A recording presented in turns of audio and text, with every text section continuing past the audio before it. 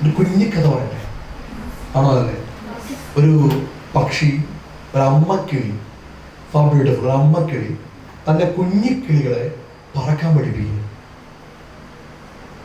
പറക്കാൻ പഠിപ്പിച്ചുകൊണ്ടിരിക്കുമ്പോൾ എങ്ങനെ വേണം പറക്കണം, എങ്ങനെ വേണം വിങ്സ് വിരിക്കണം, എങ്ങനെ വേണം നിങ്ങൾക്ക് ഫ്ലോട്ട് ചെയ്യണം എന്നൊക്കെ പഠിപ്പിക്കാൻ. കൂട്ടത്തിൽ ഏറ്റവും വികൃതിയായ സ്മാർട്ടായ ചോദ്യം ചോദിക്കാൻ അറിയുന്ന ഒരു കുഞ്ഞിക്കിളി, വെരി ഇമ്പോർട്ടൻറ്റ്, ചോദ്യം ചോദിക്കാൻ അറിയുന്ന ഒരു കുഞ്ഞിക്കിളിയുണ്ട്. അവള് ഓരോ ചോദ്യങ്ങൾ അമ്മയോട് ചോദിച്ചുകൊണ്ടേയിരിക്കും. പിന്നെ അവളെയും കൂടെ തന്നെ പറക്കാൻ പഠിപ്പിച്ചുകൊണ്ടിരിക്കുമ്പോൾ പെട്ടെന്ന് അവരെല്ലാം ഞെട്ടിച്ചുകൊണ്ട്, ഷോക്ക് കൊടുത്തുകൊണ്ട്, അവരൊട്ടും പ്രതീക്ഷിക്കാത്ത ഒരു വലിയ ശബ്ദത്തോടുകൂടെ, ഒരു വലിയ വെളിച്ചത്തോടുകൂടെ ആകാശത്തിലേക്ക് ഒരു സാധനം ഉയർന്നു പോയി. ആകെ പാനിക്കായി പോയ കുഞ്ഞിക്കിളികളെല്ലാം അമ്മയുടെ ചിറകിന്, അമ്മക്കിളിയുടെ ചിറകിനടിയിലേക്ക് ഒതുങ്ങി. കൂട്ടത്തിൽ നിന്ന് ആ ചോദ്യം ചോദിക്കാൻ അറിയുന്ന കുഞ്ഞിക്കിളി ആ ചിറകിൻ്റെ ഇടയിൽ നിന്ന് തല വെളിയിലേക്ക് പുറത്തിട്ട് അമ്മയോട് ചോദിച്ചു, അമ്മേ അതെത്ര സാധനം ചോദിച്ചു. അമ്മ പറഞ്ഞു, മക്കളെ, താനറിയാത്ത ലോകത്തെക്കുറിച്ച്, ആകാശ സീമകളെ കുറിച്ച്, അത്ഭുത പ്രപഞ്ചത്തെ കുറിച്ച് അറിയാനുള്ള മനുഷ്യന്റെ അങ്ങേയറ്റത്തെ ആഗ്രഹത്തിന്റെ ശാസ്ത്രീയമായ പരിണാമമാണ് നിങ്ങൾ കണ്ടത്. അത് റോക്കറ്റാണ്. അപ്പൊ കുഞ്ഞിക്കിളി അമ്മയോട് ചോദിച്ചു, എന്തൊരു സ്പീഡില്, എന്തൊരു പെർഫെക്ഷനില്, എന്തൊരു ഡയറക്ഷനില് ആണ് അത് പോകുന്നത്? ഓർണം, യെസ്, എന്ത് ഷാർപ്പായിട്ട്, എന്ത് ഡയറക്ഷനില്, എന്തൊരു വേഗത്തിലാണ് അത് പറന്നു പോകുന്നത്. ഉടനെ കുഞ്ഞിക്കിളി അമ്മയോട് ചോദിച്ച അടുത്ത ചോദ്യമുണ്ട്, നമ്മളെ കൊണ്ട് ഒരിക്കലും അത്തരം വേഗത്തിൽ, അത്തരം ഉയരത്തിൽ, അത്തരം പൊക്കത്തിൽ അങ്ങനെ പറക്കാൻ പറ്റില്ലല്ലോ. അതിന് അമ്മക്കിളി പറഞ്ഞ ഒരു മറുവാചകമുണ്ട്, ആര് പറഞ്ഞു പറ്റില്ലെന്ന്? നീ ആ പറന്നുയരുന്ന റോക്കറ്റിന്റെ ബോട്ടം സൈഡിലേക്ക്, താഴ്ഭാഗത്തേക്ക് നോക്കിയിരുന്നു. യെസ്, നോക്കിയിരുന്നു. What would you see? എന്നിട്ട് അവിടെ എന്താ കാണാൻ കഴിഞ്ഞത്? ഞാൻ അവിടെ കണ്ടത് ഫയറാണ്. Yes, of course. ആ പറന്നുയരുന്ന റോക്കറ്റിന്റെ ബോട്ടം സൈഡിൽ നിന്ന് കൊടുക്കുന്ന ഫയർ, കൊടുക്കുന്ന മർദ്ദമാണ് അതിനെ മുകളിലേക്ക് നയിക്കുന്നത്. Simple physics. അമ്മ പറഞ്ഞു, അത്തരത്തില് ലക്ഷ്യബോധത്തിന്റെ ഫയർ നിന്റെ പുറകിലും പിടിച്ചാൽ നീ അതിനേക്കാൾ വേഗത്തിൽ പറന്നുയരും. അതാണ് ഞാൻ നേരത്തെ പറഞ്ഞത്, നേരത്തെ വിളിച്ചത് ബേണിംഗ് ഡിസയർ.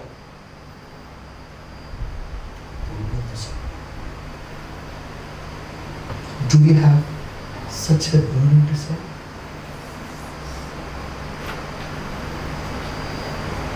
നിങ്ങളെന്ന് പറയുന്ന സമ്മാനങ്ങൾക്ക് മാറ്റുകൂട്ടാൻ പറ്റുന്ന, നേരത്തെ ഞാൻ പറഞ്ഞില്ലേ, നമ്മൾ ഓരോരുത്തരും ഏറ്റവും ബ്യൂട്ടിഫുൾ ഗിഫ്റ്റുകളാണ്. നമ്മളൊരു ഗിഫ്റ്റ് ചെയ്യുന്നതിന് മുമ്പ് ആ ഗിഫ്റ്റ് നമുക്ക് ഇഷ്ടമാവണ്ടേ? നമ്മളൊരു ഗിഫ്റ്റ് ചെയ്യുന്നതിന് മുമ്പ് നമുക്ക് ആ ഗിഫ്റ്റ് ഇഷ്ടമാവണ്ടേ? നമ്മളെന്ന ഗിഫ്റ്റിന് ഏറ്റവും കൂടുതൽ മാറ്റുകൂട്ടുന്ന ഒന്നാണ് ആ ഗിഫ്റ്റിന്റെ സോൾ എന്ന് പറയാവുന്ന ദ പർപ്പസ് ഓഫ് ലൈഫ്. എൻ്റെ ജീവിതത്തിന്റെ പർപ്പസ് എന്താണ്?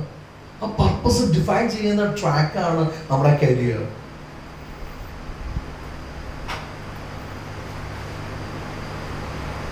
There comes.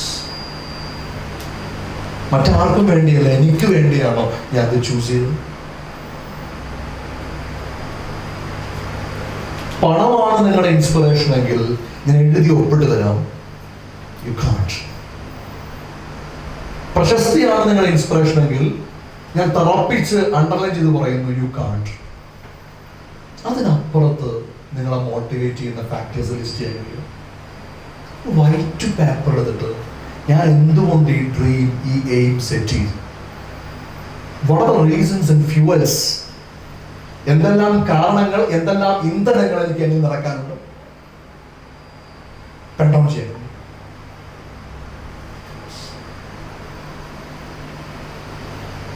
എന്നോട് പെൺകുട്ടി പറഞ്ഞു, പൊന്നാനിയിൽ നിന്ന് അവൾക്ക് എയർ ഹോസ്റ്റസ് ആവണം.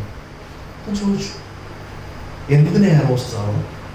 അവൾ പറഞ്ഞ ലളിതമായ സുന്ദരമായ മറുപടിയാണ്, സാർ എയർ ഹോസ്റ്റസിനെ കണ്ടിട്ടില്ലേ?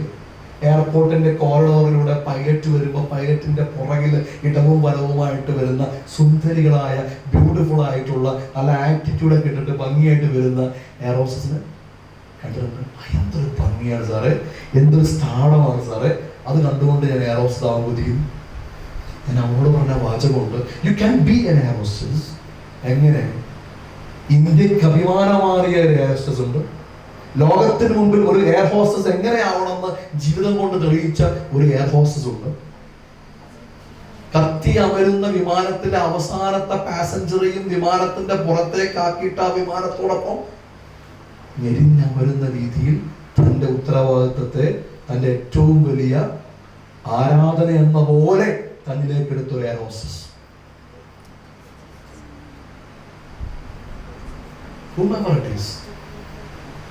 കോഴിക്കോട്ടുകാരനൊരു പയ്യനോട് ചോദിച്ചു, നിനക്ക് എന്താവണമെന്ന്? അവനോട് പറഞ്ഞു ഡോക്ടർ ആവണമെന്ന്. ഇനി രണ്ടാമത്തെ ചോദ്യം എന്തായിരുന്നു? ഡോക്ടർ ആവണമെന്ന് പറഞ്ഞപ്പോൾ ഞാൻ ചോദിച്ചു, ഏത് മേഖലയിൽ നിനക്ക് സ്പെഷ്യലൈസ് ചെയ്യണം? ഞാൻ പറഞ്ഞ മറുപടി, ഞാൻ ENT ആവുമെന്ന് പറഞ്ഞു, ENT സർജൻ എന്ന് പറഞ്ഞു. അപ്പൊ ഞാൻ ചോദിച്ചു അവൻ്റെ അടുത്ത്, എന്തുകൊണ്ടാണ് അവൻ ആഗ്രഹിക്കുന്നത്?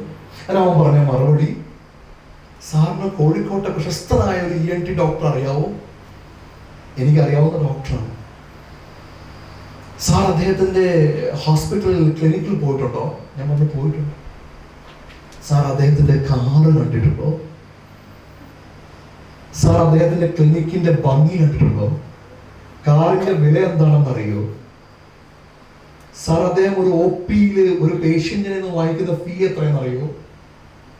സാർ ഞാൻ ENT ആവും. ഞാൻ സത്യത്തിൽ ഭയപ്പെട്ടു. അവനാകുന്നത് ENT ആണെങ്കിലും കൊണ്ടുപോകുന്നത് നമ്മുടെ ഹാർട്ടും കിഡ്നിയും ആവും. ഞാൻ പറഞ്ഞു, നിങ്ങളെ മോട്ടിവേറ്റ് ചെയ്യുന്ന ഫാക്ടർ എന്താ? ദാറ്റ് ഈസ്, ഞാൻ അവരോട് പറഞ്ഞ ഒറ്റ കാര്യമുണ്ട്, നിനക്ക് ഡോക്ടർ ആവാം. എങ്ങനെ?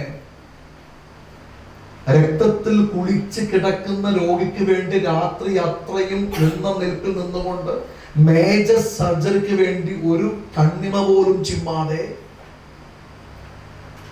ജീവിതം കൊടുക്കുന്ന ഡോക്ടറെ കണ്ടുകൊണ്ട്, ശബ്ദമില്ലാത്ത കുഞ്ഞിന്റെ ശബ്ദത്തെ തിരിച്ചു പിടിക്കാൻ ആ കുഞ്ഞിനോടൊപ്പം ട്രാവൽ ചെയ്യുന്ന ഡോക്ടറെ കണ്ടുകൊണ്ട്, ജീവിതത്തിലെല്ലാം അസ്തമിച്ചു എന്ന് കരുതിയ മനുഷ്യനെ ഓപ്പറേഷൻ തിയേറ്ററിൽ നിന്ന് അവൻ പോലും പ്രതീക്ഷിക്കാത്ത രീതിയിൽ അവനിൽ പ്രവർത്തിച്ച് അനസ്തേഷ്യയുടെ മയക്കത്തിന് ശേഷം അവൻ കണ്ണു തുറക്കുമ്പോൾ അവന്റെ കവിളിൽ തട്ടിക്കൊണ്ട് പുഞ്ചിരിയോടെ കുശലം പറഞ്ഞുകൊണ്ട് പുറത്തേക്ക് ഇറങ്ങിപ്പോകുന്ന ഡോക്ടറെ കണ്ടുകൊണ്ട്, who is your role model? What is your reasons? നിങ്ങളുടെ സ്വപ്നത്തിന്റെ പുറകിലെ കാരണങ്ങൾ എന്താണ്?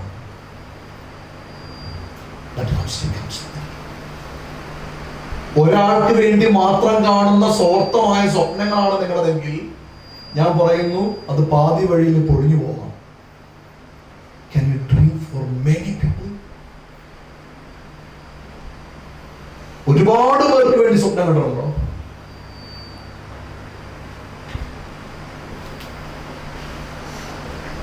നിങ്ങൾക്ക് പ്രവർത്തിക്കാനുള്ള ഊർജം കൂടും കേട്ടോ. ഞാൻ എന്തിനീ സ്വപ്നത്തിന്റെ പുറകിൽ ഓടണം? അങ്ങനെ ഓടി അവസാനമായിട്ട് എൻ്റെ കാലിലേക്ക് ആ ബോൾ വന്ന് ഞാൻ ആ കിക്കടിച്ചത് ഗോളാക്കുമ്പോൾ ഗാലറിയിൽ എനിക്ക് വേണ്ടി ശ്വാസം അടക്കി പ്രാർത്ഥനാപൂർവ്വം കാത്തിരിക്കുന്ന എത്ര പേരുടെ മുഖങ്ങളുണ്ട്? എത്ര പേരുടെ മൊത്തം നമുക്ക് പറയാൻ പറ്റും? നിങ്ങളുടെ ഡ്രീം ഒരു സെൽഫിഷ് ഗോൾ മാത്രമാണെങ്കിൽ നിങ്ങളുടെ ഫ്യൂവലിന് പരിമിതിയുണ്ട്. Yes. Why Gandhi is remembered? എന്തുകൊണ്ട് ഗാന്ധി ഓർക്കപ്പെടുന്നു? ഗാന്ധിക്ക് ഒരു very very very powerful dream ഉണ്ടായിരുന്നു. ഗാന്ധി ഒരാൾക്ക് വേണ്ടി സ്വപ്നം കാണുന്നതിന് പകരം ആയിരങ്ങൾക്ക് വേണ്ടി സ്വപ്നം കണ്ടു. സോ ഞാൻ ഈ ഡ്രീം അച്ചീവ് ചെയ്ത് കഴിഞ്ഞാൽ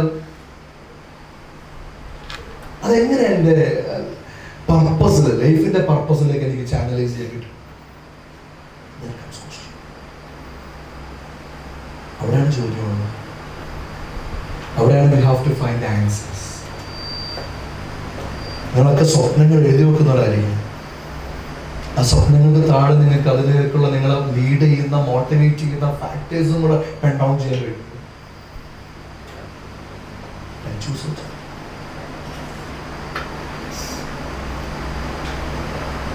എന്നെ കേൾക്കുന്ന ഭൂരിഭാഗം ഗേൾസ് ആണ് റൈറ്റ് നൗ ഇപ്പൊ എന്റെ മുമ്പിലുള്ളത്.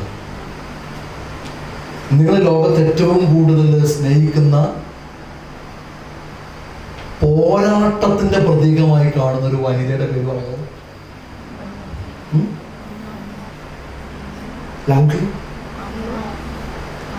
അമ്മ.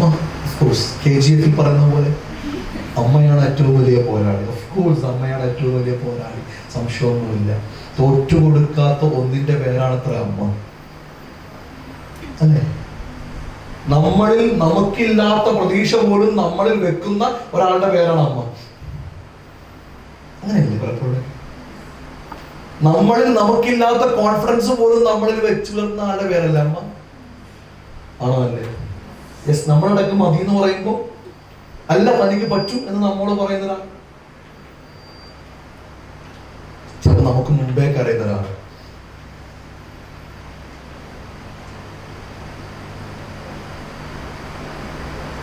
അൺകണ്ടീഷണൽ ലവ്, അതിന്റെ പര്യായം ചോദിച്ചു കഴിഞ്ഞാൽ ആദ്യം പറയാൻ പറ്റുന്ന പേര്. അങ്ങനെ ഒരു പോരാളി നിങ്ങൾക്ക് എല്ലാവർക്കും ഉണ്ട്. ഞാൻ ക്ലാസ്സിൽ പോയിട്ട് കുഞ്ഞുങ്ങളോട് ചോദിച്ചു, നിങ്ങൾ ഏറ്റവും കൂടുതൽ ഇഷ്ടപ്പെടുന്ന വനിതാ പോരാളിയുടെ യങ്സ്റ്റേഴ്സിൽ ഒരാളുടെ പേര് പറയാൻ പറഞ്ഞു. അവർ പറഞ്ഞൊരു പേര് മലാല യൂസുഫ്സായി. പാകിസ്ഥാനിലെ വിദ്യാഭ്യാസ പ്രവർത്തക, ബോംബിനെയും തോക്കിനെയും അതിജീവിച്ചുകൊണ്ട് മുന്നോട്ട് പോയ പെൺകുട്ടി മലാല യൂസുഫ്സായി. കേട്ടിട്ടുണ്ടോ? Yes or no? മലാല യൂസുഫ്സായിയെ പോലെ മറ്റൊരു പെൺകുട്ടി പാകിസ്ഥാനിലുണ്ട്. നിങ്ങൾക്ക് എത്ര പേർക്ക് അറിയാം? പേര് മുക്താർ മായി എന്നാണ്. കേട്ടിട്ടുണ്ടോ? DC ബുക്ക് ഒരു പുസ്തകം എഴുതിയിട്ടുണ്ട്. അതിൽ നോബൽ പ്രൈസിലേക്ക് അവർ എത്തിയോന്ന് എനിക്ക് അറിയില്ല. DC ബുക്ക് ഒരു പുസ്തകം ഇറക്കിയിട്ടുണ്ട്. ആ പുസ്തകത്തിന്റെ പേര് in the name of owner. DC അല്ല അതിന്റെ റിയൽ പബ്ലിക്കേഷൻ. മലയാളത്തിൽ DC ആണ് ഇതുള്ളത്. അതിന്റെ പേര് മാനത്തിന്റെ പേരെന്നാണ്. അതിമനോഹരമായ ഒരു കൊളാഷിൽ അതിസുന്ദരമായ ഒരു മുഖത്തോടു കൂടെ ഒരു ലേഡിയുടെ പടത്തോടു കൂടി ഇറക്കിയ പുസ്തകം. അതിൽ കംപ്ലീറ്റ് പറയുന്ന മുക്താറുമായുടെ ലൈഫാണ്, പോരാട്ടത്തിന്റെ കഥയാണ്. ഒരു പാകിസ്ഥാനില് ഒരുപാട് പേർക്ക് പ്രതീക്ഷയും പ്രത്യാശയുമാണ്. മലാല യൂസുഫ്സായിയെ ഏറ്റെടുക്കാൻ വെസ്റ്റേൺ കൺട്രീസ് ഉണ്ടായിരുന്നു, യൂറോപ്പ് ഉണ്ടായിരുന്നു, അമേരിക്ക ഉണ്ടായിരുന്നു. ഐക്യരാഷ്ട്രസഭയിൽ പോയിട്ട് താൻ ഏറ്റുവാങ്ങിയ കഥകളും വേദനകളും ശാരീരികമായ പീഡനങ്ങളും സെക്ഷൽ അബ്യൂസുകളും ഗോത്രവർഗക്കാർക്കിടയിലെ പ്രശ്നങ്ങളും താൻ ഏറ്റുവാങ്ങിയ അനീതിയും തന്റെ ഗ്രാമത്തിൽ താൻ ഗ്യാങ് റേപ്പിന് വിധേയമായതിന്റെ കഥയും താൻ ചെയ്യാത്ത കുറ്റത്തിന് അവിടുത്തെ ഗോത്രവർഗക്കാരായ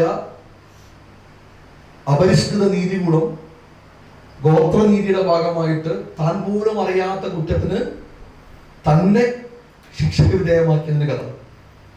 ആ കഥ പോയിട്ട് മുക്താറുമായി ഐക്യരാഷ്ട്രസഭയിൽ പ്രസംഗിച്ചപ്പോൾ അന്ന് വമ്പൻ ഓഫർ വന്നു. എന്തൊക്കെ ഓഫർ വന്നു? നിങ്ങൾക്ക് യൂറോപ്പിലോട്ട് വരാം, അമേരിക്കയിലോട്ട് വരാം, അവിടെ സെറ്റിൽ ചെയ്യാം, ശിഷ്ടകാലം സമാധാനത്തോടെ ജീവിക്കാം.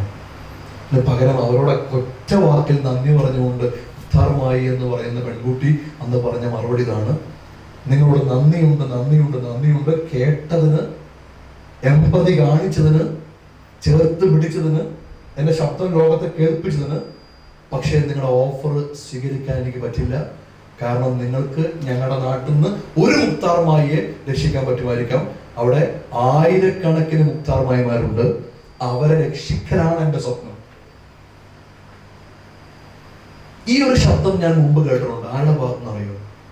MK ഗാന്ധി എന്ന് പറയുന്ന മനുഷ്യന്റെ അടുത്തേക്ക് ഒരു കൊച്ചുകുട്ടി വന്നിട്ട് പറഞ്ഞു, ബാപ്പു ബാപ്പു ബാപ്പുവിന് ഞാൻ കുപ്പായം തരാം, ബാപ്പു ബാപ്പു ബാപ്പുവിന് ഞാൻ ഉടുപ്പ് തരാം. പുഞ്ചിരിച്ചുകൊണ്ട് ആ കുഞ്ഞിനോട് പറഞ്ഞു, ബാപ്പു പറഞ്ഞു, ഗാന്ധി പറഞ്ഞു, നിന്റെ കുപ്പായം ഞാൻ ഏറ്റുവാങ്ങാം. പക്ഷെ ഇന്ത്യയിൽ ആയിരക്കണക്കിന് വരുന്ന ദരിദ്ര നാരായണന്മാരുണ്ട്, അവർക്കെല്ലാം നീ കുപ്പായം കൊടുത്തിട്ട് വാ, എന്നിട്ട് നിന്റെ കുപ്പായം ഞാൻ ഏറ്റുവാങ്ങാം. ഞാൻ ഗാന്ധിയെ പാകിസ്ഥാനിലെ മുക്താറുമായി കണ്ടു.